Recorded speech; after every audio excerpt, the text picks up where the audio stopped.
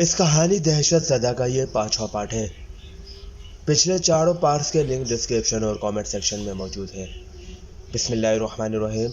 रहल टाल के मुअज़्ज़ज़ नाज़रीन, तो चलिए बढ़ते हैं आज के 5वें पार्ट की तरफ। वो कोठरी से निकल गई। वो आगे आगे थी, मैं पीछे पीछे था। हम इस कदीम खंडर से बाहर आ गए। कामनी रात के तारीक सन्नाटे में एक तरफ को चल दी। हम अंधेरी रात के घर में से गुजर रहे थे। हमारे इर्द गिर्द दरख्त साग खड़े थे। किसी परिंदे तक की आवाज़ नहीं आ रही थी। कामनी को मैं अंधेरे में बाकायदा देख रहा था और इसके नक्शे कदम पर चल रहा था। यह बड़ा ही वीरान और असेब ज़दा इलाका था। अजीब किस्म की झाड़ियाँ थी। बाँस की शाखें मेरे सामने आ जाती थी और मुझे हाथ से हटाना पड़ता था। चलते चलते कामनी ठहर गई। मेरे कान के करीब अपना मुंह लाकर सरगोशी में बोली, हम अंधेरे कुएं के करीब आ गए हैं। मैं यहाँ से आगे नहीं जा सकती। मेरी ताकत की हद यहाँ ख़त्म होती है और असेबी कुएं के असेब की हद शुरू हो जाती है। यहाँ से आगे तुम अकेले ही जाओगे। मैं इसी जगह रुककर तुम्हारा इंतज़ार करूँगी। जब मैं अल्लाह का नाम लेकर चलने लगा तो कामनी ने कहा, भूलना मत, अंधेरे कुएं में उतरने से पहले तुम्हें 3 बार वो मंत्र पढ़कर कुएं में फूंक मारनी होगी जो थोड़ी देर पहले मैंने तुम्हें याद कराया था। मेरे कान में मंत्र दोबारा दोहराओ। मंत्र मुझे वाकई ज़बानी याद हो गया था। मैंने आहिस्ता से मंत्र की 2 सतरें दोहरा दी। तब कामनी ने दबी आवाज़ में कहा, ठीक है अब जाओ। इसने मुझे कुएं की तरफ जाने वाला रास्ता दिखा दिया था। मैं इस पर चल पड़ा। ये एक छोटी सी पगडंडी थी जिसके ऊपर दरख्त झुके हुए थे। ये दरख्त भी मुझे असेब ज़दा लग रहे थे। ऐसा महसूस हो रहा था कि इनकी टहनियाँ किसी भी वक्त मुझे अपने शिकंजे में जकड़ लेंगी। मुझ पर दहशत ज़रूर तारी थी, लेकिन मैं जिस मकसद के लिए जा रहा था वो मकसद मुझे आगे ही आगे लिए जा रहा था। मैं अंधेरे में आंखें फाड़ फाड़ कर देखने की कोशिश कर रहा था। कामनी ने बताया था कि कुएं की मंडेर ज़मीन से ऊंची है और इस पर एक बहुत बड़े दरख्त ने साया डाल रखा है। एक जगह मुझे बहुत बड़ा गुंजान दरख्त नज़र आया। मैंने आयतल कुर्सी पढ़नी शुरू कर दी। मुझे अंधेरे में कुएं की ऊंची मंडेर नज़र आई। मैं फूंक फूंक कर कदम रख रहा था। हर तरफ एक हैबतनाक सन्नाटा छाया हुआ था। मेरे पांव तले किसी खुश पत्ते के कुचले जाने की आवाज़ आती तो मैं खुद डर सा जाता। मैं अंधेरे कुएं की मंडेर के पास पहुंच गया। मुझे वो सीढ़ियां तलाश करनी थी जो नीचे कुएं की तह में जाती थी। कुआं काफ़ी बड़ा था। मैं इसकी मंडेर के साथ साथ चलने लगा। साथ झुककर अंधेरे में देखने की कोशिश भी कर रहा था कि नीचे जाने वाली सीढ़ियां किस जगह पर है। कुआं एक अरसे से वीरान पड़ा लग रहा था। इसकी मंडेर पर जगह जगह घास सूखी हुई थी। किसी जगह घास ने मंडेर को अपने अंदर छुपाया हुआ था। एक अजीब सी नागवार बू कुएं में से उठ रही थी। आखिर मैंने सीढ़ियां तलाश कर ली। यह घास के अंदर छुपी हुई थी। मैंने दिल में कामनी का याद कराया हुआ मंत्र दोहराया। मुझे सारा मंत्र याद था। फिर मैंने 3 मरतबा मंत्र पढ़ा और कुएं की तरफ फूंक मारी। कामनी ने कहा था कि मंत्र फूंक देने के बाद मुझे कुएं का असेब और कुएं के अंदर जो जहरीले सांप बिच्छू रहते हैं इनका कोई असर ना होगा। मुझे कामनी के मंत्र पर कोई यकीन नहीं था, लेकिन मजबूरन मुझे यकीन करना पड़ रहा था। यकीन न करने की सूरत में कुएं में उतरना तो दूर की बात है, मैं इसके करीब भी नहीं जा सकता था। 3 मरतबा तिरसमी मंत्र फूंकने के बाद मैंने आसमान की तरह मुंह उठाकर बड़ी आजिज़ी से कहा, या अल्लाह पाक, तू दिलों का हाल जानता है। मेरा ईमान है कि अल्लाह के सिवा कोई माबूद नहीं और हज़रत मोहम्मद सल्लल्लाहु अलैहि वसल्लम अल्लाह के रसूल है। तू जानता है कि मैं किसी दुनियावी लालच के लिए यह सब कुछ नहीं कर रहा। मेरी प्यारी बहन बिस्तर मर्ग पर है। तमाम डॉक्टरों, हकीमों, आलिमों ने जवाब दे दिया है। मैं चारों तरफ से मजबूर होकर यह काम कर रहा हूँ। मुझे माफ़ कर देना और अपनी रहमत के सदक़े मेरी बहन की शिफा याबी का कोई सबब बना देना। यह दुआ मांगने से मेरे अंदर एक नई तवानाई पैदा हो गई। मैंने झुककर कुएं में देखा। कुएं में अंधेरा ही अंधेरा था। ऐसी रोंगटे खड़े कर देने वाली सरसराहट की आवाज़ें आ रही थीं जैसे कोई दहशतनाक आसेब कुएं की तह में अफरीहत की तरह सांस ले रहा हो। मैंने अल्लाह को याद किया और कुएं की सीढ़ियाँ उतरने लगा। सीढ़ियाँ सपेरों से बनाई गई थी जो जगह जगह से उखड़ी हुई थी। इस ख्याल से कि कहीं मैं फिसल जाने से कुएं में न गिर पड़ूं, मैं बैठकर एक एक जीना करके नीचे उतर रहा था। जैसे जैसे मैं नीचे उतर रहा था कुएं का अंधेरा गहरा होता जा रहा था और कुएं की नागवार बू तेज़ होती जा रही थी। آخری سیڑھی پر پہنچ کر میں اپنی جگہ پر بیٹھا رہا۔ کنویں کی تہہ میں اس قدر سیاہ کالا اندھیرا تھا کہ آنکھیں پھاڑ پھاڑ کر دیکھنے کے باوجود مجھے کچھ دکھائی نہیں دے رہا تھا۔ مجھے اس کھڑکی کی تلاش تھی جس کے بارے میں کامنی نرتکی نے بتایا تھا کہ وہ کنویں کی تہہ میں دیوار میں بنی ہوئی ہے۔ مجھے بیک وقت 2-3 سانپوں کی پھنکار سنائی دی۔ میرے جسم میں خوف کی سرد لہر دوڑ گئی، ماتھے پر پسینہ آ گیا۔ مجھے کنویں کی تہہ میں قدم رکھ کر کنویں کے ساتھ ساتھ چلتے ہوئے کھڑکی کو تلاش کرنا تھا، لیکن سانپوں کی پھنکاروں نے جیسے میرے قدم وہیں جکڑ لیے تھے۔ میں نیچے پاؤں نہیں رکھ رہا تھا۔ لگتا تھا کہ جیسے ہی میں نے کنویں کی تہہ میں پاؤں رکھا، زہریلے سانپ اور بچھو میرے اوپر چڑھ جائیں گے اور ڈس کر مجھے موت کی نیند سلا دیں گے۔ لیکن میں جس مہم کا عزم لے کر وہاں تک آیا تھا وہ مجھے ہر حالت میں کامیابی کے ساتھ مکمل کرنی تھی۔ میں کنویں کی تہہ سے صرف ایک زینے کی بلندی پر تھا۔ کنویں کی تہہ میں کوڑا کرکٹ بھرا ہوا تھا، ناگوار بو ساری فضا پر حاوی تھی۔ میں نیچے اتر گیا، میرا پاؤں سوکھی گھاس میں دھس گیا۔ میں نے کنویں کی دیوار کے ساتھ ساتھ چلنا شروع کر دیا۔ ہر قدم پر موت کا ڈر لگا تھا، ہر قدم پر لگتا تھا کہ کوئی نہ کوئی بچھو یا سانپ مجھے ڈس لے گا۔ ایک سانپ نے اس طرح پھنکارا جیسے میرا پاؤں انجانے میں اس کے اوپر آ گیا ہو۔ میں لرز گیا، گپ اندھیرا چھایا ہوا تھا۔ میں کنویں کی دیوار کو ہاتھ سے ٹٹولتا جا رہا تھا۔ آخر ایک جگہ میرا ہاتھ دیوار کے اندر چلا گیا، یہی کنویں کی کھڑکی تھی۔ میں نے جھانک کر دیکھا، کھڑکی کے اندر کچھ نظر نہ آیا۔ میں اس کے اندر چلا گیا۔ مجھے محسوس ہوا کہ میں نرم اور گیلی مٹی پر چل رہا ہوں۔ اندھیرا یہاں اور بھی گہرا ہو گیا تھا۔ مجھے کھوپڑی والی تاک کی تلاش تھی۔ میں سر اونچا نہیں کر سکتا تھا۔ اس غار کی چھت بہت نیچی تھی۔ مجھے چھتری والی قبر یاد آ گئی۔ میں ہاتھ سے دیوار کو ٹٹولنے لگا۔ آخر میرا ہاتھ دیوار کے ایک شگاف میں چلا گیا۔ یہ شاید تاک تھا۔ میں نے اندھیرے میں ہاتھ ادھر ادھر مارا۔ میرا ہاتھ ایک انسانی کھوپڑی پر پڑ گیا تو میں نے اسے اٹھا لیا۔ جیسے ہی میں نے اسے تاک میں سے اٹھایا، میرے ہاتھوں کو ایک ہلکا سا جھٹکا لگا۔ میں نے کوئی پرواہ نہ کی اور کھوپڑی کو لے کر شگاف کی کھڑکی سے باہر کنویں میں آ گیا۔ مجھے ایسی آواز سنائی دی جیسے کسی نے بالکل قریب سے گہرا ٹھنڈا سانس بھرا ہو، پھر کسی نے جیسے میرے کندھے پر ٹھنڈا ہاتھ رکھ دیا ہو۔ میرے حلق سے بے اختیار ایک چیخ نکل گئی۔ میں اس طرح دیوانہ وار کنویں کی سیڑھیوں کی طرف دوڑا جس طرح آدمی گھٹنے گھٹنے پانی میں دوڑنے کی کوشش کرتا ہے۔ جیسے ہی میں زینے پر پہنچا، کسی نے پیچھے سے میری ٹانگ پکڑ لی۔ میں زور سے پاؤں کو جھڑک کر سیڑھیاں چڑھنے لگا، بلکہ پھلانگنے لگا۔ سیڑھیاں ختم ہونے میں ہی نہیں آتی تھیں۔ خوف اور دہشت کے مارے میرا جسم برف کی طرح ٹھنڈا اور بے جان سا ہو گیا۔ جو ہی میں آخری سیڑھی پر آیا، میں نے کنویں کے باہر چھلانگ لگا دی۔ میں جھاڑیوں میں گرا۔ گرتے ہی اٹھا اور جس پگڈنڈی سے ہو کر آیا تھا اس پر بے تحاشا بھاگنے لگا۔ خدا جانے یہ دہشت کا اثر تھا یا کیا تھا کہ چند قدم دوڑنے کے بعد ہی میرے سانس اکھڑنے لگے۔ انسانی کھوپڑی میں نے اپنے سینے کے ساتھ لگا رکھی تھی۔ میری ٹانگوں میں سے جیسے جان نکلی جا رہی تھی۔ میں وہیں بیٹھ گیا۔ کھوپڑی کی حالت یہ تھی کہ وہ کبھی گرم ہو جاتی اور کبھی ٹھنڈی ہو جاتی، مگر میں نے اسے مضبوطی سے پکڑ رکھا تھا۔ اس کھوپڑی میں میری بہن کی بیماری سے نجات کا راز پوشیدہ تھا، تو میں اسے اپنے سے کیسے الگ کر سکتا تھا؟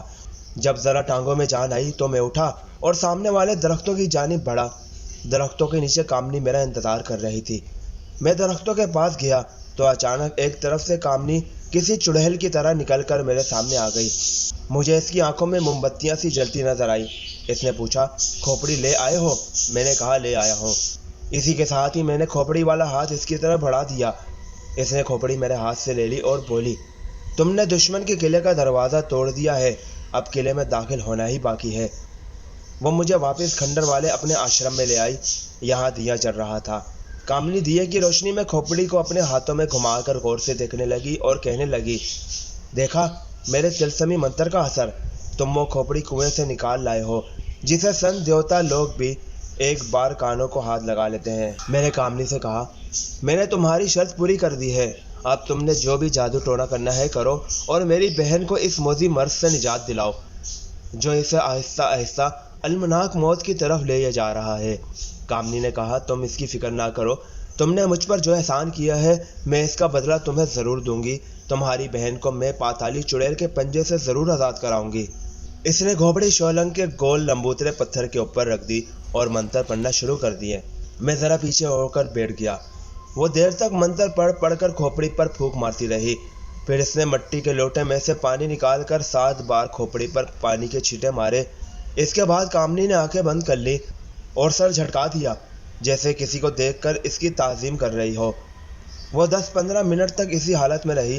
میں دیے کی روشنی میں انسانی کھوپڑی کو دیکھ رہا تھا۔ اچانک کھوپڑی میں حرکت پیدا ہوئی۔ وہ شولنگ کے پتھر کے اوپر کانپنے لگی۔ کانپتے کانپتے وہ اوپر کو اٹھی اور اس نے کوٹری میں اڑنا شروع کر دیا۔ کامنی نے آنکھیں کھول دی اور میری طرف دیکھ کر ہاتھ کی انگلی سے مجھے خاموش رہنے کا اشارہ کیا۔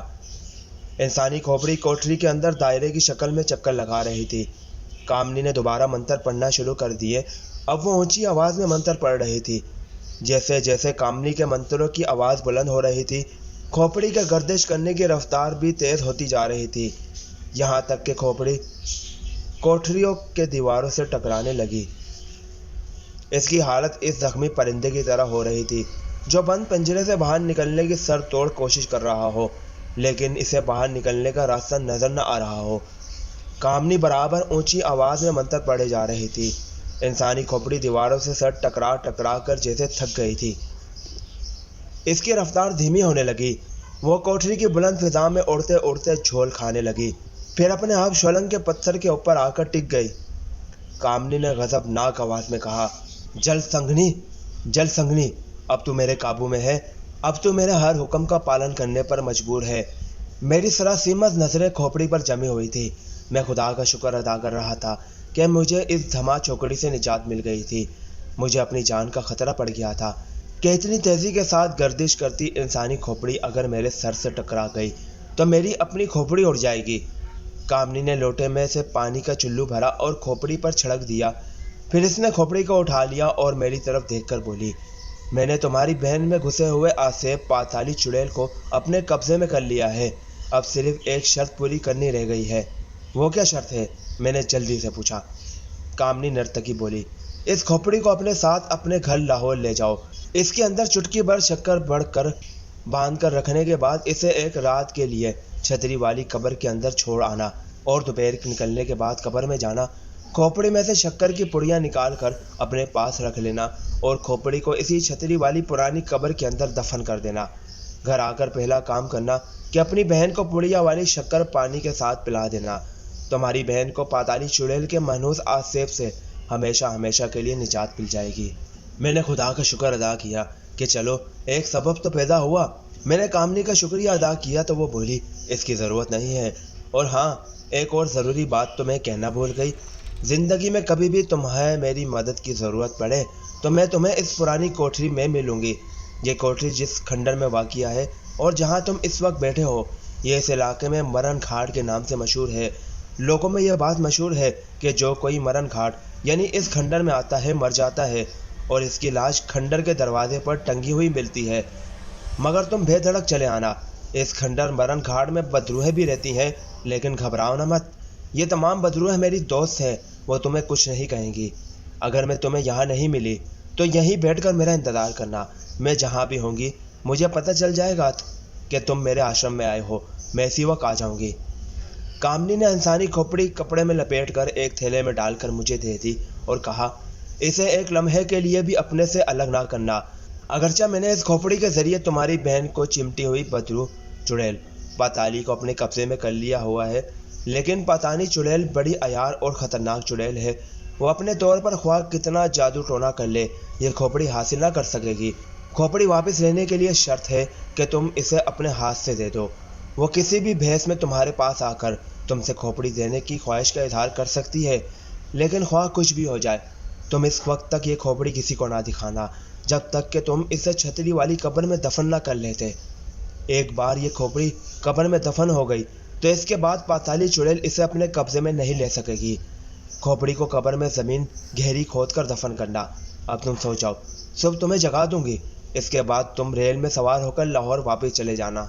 اس بدرو کی کوٹری میں سندور اور لوبان کی بو سے میرا دماغ بند ہو رہا تھا، میں کھلی ہوا میں جانے کو بےتاب تھا۔ کھوپڑی والا تھیلا میں نے اپنے پاس رکھ لیا۔ میں نے کامنی سے کہا، مجھے بالکل نیند نہیں آ رہی، میں جلدی سے جلدی اپنی بہن کے پاس جانا چاہتا ہوں تاکہ اس کی بیماری کا علاج کر سکوں، اسی لیے میں اسی وقت کھنڈوا ریلوے اسٹیشن کی طرف روانہ ہونا چاہتا ہوں۔ کوئی نہ کوئی دلی جانے والی گاڑی مجھے مل جائے گی۔ تو کامنی کہنے لگی، اس وقت تمہیں اسٹیشن تک کوئی سواری نہیں ملے گی، کیا 40-50 میل پیدل چل کر جاؤ گے؟ میں نے کہا، کامنی دیوی، میرا جانا بڑا ضروری ہے۔ اس نے ایک پل کے لیے آنکھیں بند کر لی، وہ منہ ہی منہ میں شاید کوئی منتر بڑبڑا رہی تھی یا کسی نظر نہ آنے والی مخلوق سے کوئی باتیں کر رہی تھی۔ اس نے آنکھیں کھول دی اور کہنے لگی، میں نے تمہارا انتظام کر دیا ہے۔ اس مرن گھاٹ والے کھنڈر سے نکلنے کے بعد بائیں طرف چل پڑنا۔ تھوڑی دور چلنے کے بعد تمہیں درختوں میں سے ایک جگہ ایک یکا کھڑا نظر آئے گا۔ اس کا کوچوان آگے بیٹھا ہوگا۔ تم خاموشی سے یکے کی پچھلی سیٹ پر بیٹھ جانا۔ خبردار، یکے کے کوچوان کو بلانے یا اس سے بات چیت کرنے کی غلطی نہ کر بیٹھنا۔ یکا تمہیں کھنڈروا ریلوے اسٹیشن تک پہنچا دے گا۔ اب تم جا سکتے ہو۔ میں نے کھوپڑی والا تھیلا اپنی گردن میں اسی طرح لٹکا لیا کہ کھوپڑی میرے سینے کے ساتھ لگ گئی۔ میں نے کامنی کا ہاتھ اپنے ہاتھ میں لیتے ہوئے اس کا شکریہ ادا کیا اور خاموشی سے کوٹری سے نکل گیا۔ مرن گھاٹ کھنڈر سے باہر آ کر میں بائیں جانب چلنے لگا۔ یہ جنگل کا زیادہ گھنا حصہ نہ تھا۔ درختوں کے جھنڈ فاصلے فاصلے پر تھے، مگر جھاڑیاں بے شمار تھیں۔ چلتے چلتے میں گھنے درختوں کے جھنڈ سے باہر نکلا تو سامنے اندھیرے میں مجھے ایک ٹانگا یعنی یکا کھڑا دکھائی دیا۔ قریب آ کر دیکھا کہ یکا بالکل خالی تھا۔ اگلی سیٹ پر کوچوان بالکل ساخت اور سیدھا بیٹھا تھا۔ کامنی نے کہا تھا کہ یکے میں خاموشی سے بیٹھ جانا اور کوچوان سے کوئی بات نہ کرنا۔ اگر وہ خود بات کرے تو کوئی جواب نہ دینا، خاموش رہنا۔ میں کامنی کی ہدایت پر عمل کرتے ہوئے یکے کی پچھلی سیٹ پر بیٹھ گیا۔ میرے بیٹھتے ہی کوچوان کے جسم میں حرکت پیدا ہو گئی۔ اس نے گھوڑے کو سانتا مارا۔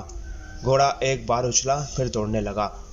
گھوڑا یکا سمیت اس طرح گھنی جھاڑیوں اور درختوں والے نیم جنگلی علاقے میں دوڑ رہا تھا جیسے وہ کوئی کھلی اور کشادہ سڑک ہو۔ عجیب بات یہ بھی تھی کہ یکے کو کوئی جھٹکا نہیں لگ رہا تھا۔ یکا ایسے جا رہا تھا جیسے دریا میں کشتی تیر رہی ہو۔ مجھے گھوڑوں کی ٹانپوں کی آواز بھی نہیں سنائی دے رہی تھی۔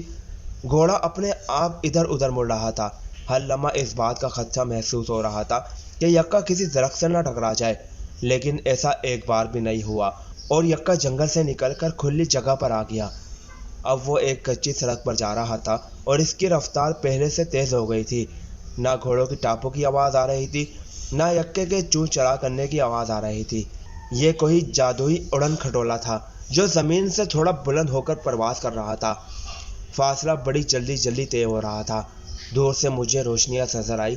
یہ کافی ساری روشنیاں تھیں، شاید کھنڈروا شہر کی روشنیاں تھیں۔ میں کوچوان سے پوچھنے ہی والا تھا کہ یہ کھنڈوا شہر کی روشنیاں ہیں تو اچانک مجھے خیال آ گیا کہ کامنی نے مجھے ہدایت کی تھی کہ راستے میں کوچوان سے کوئی بات نہ کرو، وہ اگر کوئی بات کرے تو اس کے جواب میں بالکل خاموش رہو۔ میں نے کوچوان سے کوئی بات نہ کی۔ جب روشنیاں قریب آ گئی اور یکا رات کی تاریکی میں ایک پکی سڑک پر آ گیا تو کوچوان نے کہا، بابو کہاں کے رہنے والے ہو؟ میں نے کوئی جواب نہ دیا۔ اس نے پھر ایک سوال کیا، بابو کھنڈوا سے آگے کہاں جاؤ گے؟ میں نے پھر بھی کوئی جواب نہ دیا اور خاموش رہا۔ کوچوان تیسری بار بولا، بابو رات کے وقت اسٹیشن پر جا کر کیا کرو گے؟ میرے ساتھ گھر چلو، میرے ساتھ گھر چلو، میرے ساتھ گھر چلو۔ کوچوان کسی مشینی انسان کی طرح بول رہا تھا۔ میں نے اپنے ہونٹ بند کر رکھے تھے۔ اس کی کسی بات کا جواب نہ دیا۔ اس کے بعد کوچوان نے مجھ سے کوئی بات نہ کی۔ اچانک مجھے ایک ہلکا سا جھٹکا لگا جیسے یکا ایک دم زمین پر اتر آیا ہو۔ اب مجھے یکے کے ہلکے ہلکے جھٹکے بھی لگ رہے تھے اور گھوڑوں کی ٹانپوں کی آواز بھی آنے لگی تھی۔ ایک چوک آ گیا جہاں کافی روشنی تھی۔ اکا دکا سواری کسی وہ گزر جاتی تھی۔ کوچوان نے یکے کو سڑک کی ایک طرف روک لیا اور خود بالکل ساخت ہو کر بیٹھا رہا۔ اس نے مجھے یہ بھی نہ کہا کہ سامنے ریلوے اسٹیشن ہے، وہاں تک پیدل چلے جانا۔ میں جلدی سے یکے سے اتر آیا۔ میرے اترتے ہی کوچوان نے یکے کو سڑک پر موڑا اور یکا تیزی سے سڑک پر واپس چل پڑا۔ میں اسے دیکھ رہا تھا۔ سڑک پر تھوڑی دور جانے کے بعد یکا اچانک میری نظروں سے اوجھل ہو گیا۔ میں نے سر جھٹک کر خدا کا شکر ادا کیا اور کھنڈوا شہر کی روشنیوں کا رخ کر لیا۔ کھوپڑی والا تھیلا میرے گلے میں لٹک رہا تھا۔ میں نے گلے سے تھیلا اتار کر بغل میں دبا لیا۔ راستے میں ایک آدمی سے اسٹیشن کا راستہ پوچھا اور اسٹیشن پر آ گیا۔ اسٹیشن کے کلاک پر نگاہ ڈالی تو معلوم ہوا کہ رات کے 3 بجنے والے ہیں۔ دلی کی طرف جانے والی گاڑی صبح 6 بجے کھنڈوا پہنچتی تھی۔ ویٹنگ روم میں یا پلیٹ فارم کے بینچ پر سونے کا سوال ہی پیدا نہیں ہوتا تھا۔ مجھے ایک لمحے کے لیے بھی کھوپڑی سے غافل نہیں ہونا تھا۔ میں نے چائے کی کینٹین پر کھڑے ہو کر گرم چائے کا ایک گلاس پیا۔ تھیلے میں لپیٹی ہوئی کھوپڑی کا گولا سا بنا کر مضبوطی سے پکڑا ہوا تھا۔ کچھ دیر پلیٹ فارم پر ٹہلتا رہا، پھر ایک بینچ پر آ کر بیٹھ گیا۔ کسی وقت مجھے ایسا لگتا جیسے کوئی میرے کان کے قریب آ کر گہرے گہرے سانس لے رہا ہے۔ پہلے میں نے کوئی خیال نہیں کیا، لیکن جب ہر 3-4 منٹ کے بعد میرے کان میں کسی کے لمبے لمبے سانس لینے کی آواز آنے لگی تو میں بینچ سے اٹھ کر پلیٹ فارم پر ٹہلنے لگا۔ میں سمجھ گیا تھا کہ یہ کسی بدرو کے سانس لینے کی آواز ہے جو کھوپڑی کے پیچھے لگی ہوئی ہے۔ میں یہ بھی جانتا تھا کہ کامنی نرتکی نے بڑے زبردست طلسم سے اس کھوپڑی کی روح پر فتح حاصل کی ہے اور یہ میرا کچھ نہیں بگاڑ سکتی۔ اس نے مجھے خبردار بھی کر دیا تھا کہ جب تک تم کھوپڑی کو چھتری والی قبر میں دفن نہیں کر لو گے، اس کھوپڑی کی بدرو کھوپڑی اپنے قبضے میں کرنے کے لیے تمہارے پیچھے لگی رہے گی۔ لیکن کامنی نے کھوپڑی پر جو طلسم پھونکا تھا، اس نے بقول کامنی کے میرے ارد گرد ایک طلسمی احسار بنا دیا تھا جس کی وجہ سے کوئی بدرو میرے قریب بھی نہیں بڑھک سکتی تھی۔ کچھ وقت تک میرے کانوں میں بدروہوں کی آوازیں آتی رہی، پھر اپنے آپ غائب ہو گئیں۔ دن نکل آیا، چاروں طرف دن کی روشنی آ گئی۔ پلیٹ فارم پر مسافروں کا ہجوم اکٹھا ہو گیا تھا۔ ٹرین اپنے ٹائم سے آدھا گھنٹے لیٹ آئی۔ میں 3rd کلاس کے ڈبے میں بیٹھ گیا۔ سارا دن ساری رات ٹرین چلتی رہی۔ دوسرے روز صبح کے وقت ٹرین دلی پہنچ گئی۔ دلی سے میں نے پنجاب ایکسپریس پکڑی اور لاہور پہنچ گیا۔ گھر والوں کے لیے میں بہن کی بیماری کے سلسلے میں کسی ماہر ڈاکٹر سے ملنے دبئی گیا تھا۔ وہ مجھے اپنے سامنے اچانک دیکھ کر حیران بھی ہوئے اور خوش بھی ہوئے۔ والد صاحب گھر پر ہی تھے۔ کہنے لگے، ڈاکٹر سے بات ہوئی؟ یہ تمہارے ہاتھ میں کیا ہے؟ ان کا اشارہ کپڑے میں لپٹی ہوئی کھوپڑی کی طرف تھا۔ والدہ بھی موجود تھی۔ میں نے کہا، یہ میں اپنے دوست خالد کے بھانجے کے لیے گھر میں کھیلے جانے والا باسکٹ بال لایا ہوں، اور میں نے اپنے کمرے میں جا کر کھوپڑی کو الماری میں بند کر کے تالا لگا دیا۔ اتنے میں آسمہ بہن بھی اپنے کمرے سے نکل کر آ گئی۔ اسے دیکھ کر میرا دل بے حد مغموم ہوا۔ اس کا رنگ زرد تھا، آنکھوں میں ہلکے پڑ گئے تھے۔ لگتا تھا کہ اس کے جسم میں صرف اتنا ہی خون باقی رہ گیا ہے جس سے وہ گرتے پڑتے زندہ ہے۔ منحوس پاتالی چڑیل نے اس کے جسم کا کافی خون پی لیا تھا۔ اپنے کمرے سے بڑے کمرے تک آتے آتے آسمہ کا سانس پھول گیا تھا۔ والدہ نے اسے سہارا دیکھ کر صوفے پر لٹا دیا۔ میں نے اسے کہا، فکر نہ کرو آسمہ بہن، مجھے ایک ایسی دوائی مل گئی ہے جس کی ایک ہی خوراک سے تم بالکل تندرست ہو جائے گی۔ والد صاحب نے کہا، مجھے بتاؤ کون سی دوائی ہے؟ دبئی والے ڈاکٹر نے کیا کہا ہے؟ میں نے کہا، دبئی والے ڈاکٹر واقعی بڑا تجربہ کار اور ذہین ڈاکٹر ہے۔ اس کا چھوٹا بھائی راول پنڈی میں پریکٹس کرتا ہے۔ ڈاکٹر صاحب نے فون پر پنڈی والے ڈاکٹر کو آسمہ کی علالت کی علامت بتا دی تھی۔ آسمہ کو جس دوائی کی ضرورت ہے، اتفاق سے وہ دبئی اور دوسری عرب امارات میں کسی میڈیکل اسٹور میں نہیں تھی۔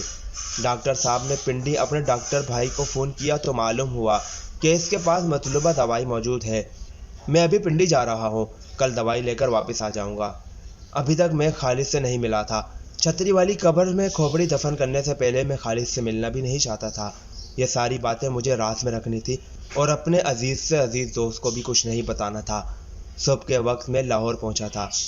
تھوڑی دیر گھر میں بیٹھنے کے بعد میں نے ایک چھوٹے اٹیچی کیس میں کپڑے میں لپٹی ہوئی کھوپڑی بند کی اور بس میں سوار ہو کر پنڈی کی طرف روانہ ہو گیا۔ پنڈی کے راجہ بازار میں نے ایک دکان سے 1 پاؤ شکر خریدی اور میں ہوٹل میں ٹھہرا تھا۔ ہوٹل کے کمرے میں آ کر میں نے شکر کے لفافے میں سے چٹکی بھر شکر نکالی، اس سے چھوٹی سی پڑیا میں بندھا اور اٹیچی کیس میں سے کھوپڑی نکال کر اس کے اندر پڑیا رکھ دی۔ میں کھوپڑی کو کپڑے میں لپیٹنے لگا تو کھوپڑی ذرا سی کانپی۔ میں نے اپنی گرفت مضبوط رکھی۔ کھوپڑی کی بدرو یا پاتالی چڑیل کی بدرو کھوپڑی حاصل کرنے کے لیے مجھ پر حملہ کر رہی تھی، مگر کامنی کے منتروں نے میرے ارد گرد حصار کا جو طلسمی حالہ بنا دیا تھا، وہ ان بدروؤں کو نہ صرف میرے قریب آنے دے رہا تھا بلکہ ان کا ہر حملہ ناکام ہو رہا تھا۔ پنڈی سے میں ایک بس میں سوار ہو کر 2-2.5 گھنٹے کے سفر کے بعد اس مقام پر آ گیا جہاں ویران قلعے کے پہلو میں گوروں کا پرانا قبرستان تھا اور جہاں چھتری والی قبر بھی تھی۔ اس شہر کے ایک چھوٹے سے ہوٹل کے کمرے میں ٹھہر گیا میں۔ موسم سرما شروع ہو گیا تھا۔ پہاڑی کا یہ چھوٹا سا شہر خالی سا ہو گیا تھا۔ ابھی دن کی روشنی باقی تھی۔ میں نے اٹیچی کیس میں سے کپڑے میں لپٹی ہوئی کھوپڑی نکال کر بغل میں دبائی اور کورو کے قبرستان کی طرف چل پڑا۔ تھوڑی سی پہاڑی اترائی چڑھائی کے بعد میں قبرستان میں آ گیا۔ قبرستان پر دن کے وقت بھی سناٹا چھایا ہوا تھا۔ یہ تھا اس کہانی دہشت زدہ کا 5واں پارٹ۔ آگے کے پارٹس جاننے کے لیے اس چینل کو سبسکرائب کیجیے اور گھنٹی کا نوٹیفیکیشن ضرور دبائیے تاکہ تمام پارٹس جیسے ہی میں اپلوڈ کروں آپ کو بر وقت نوٹیفیکیشن مل جائے۔ اس کہانی دہشت زدہ کے 6 پارٹ کے ساتھ ملاقات ہوگی۔ اللہ حافظ۔ پاکستان زندہ باد، پائندہ باد۔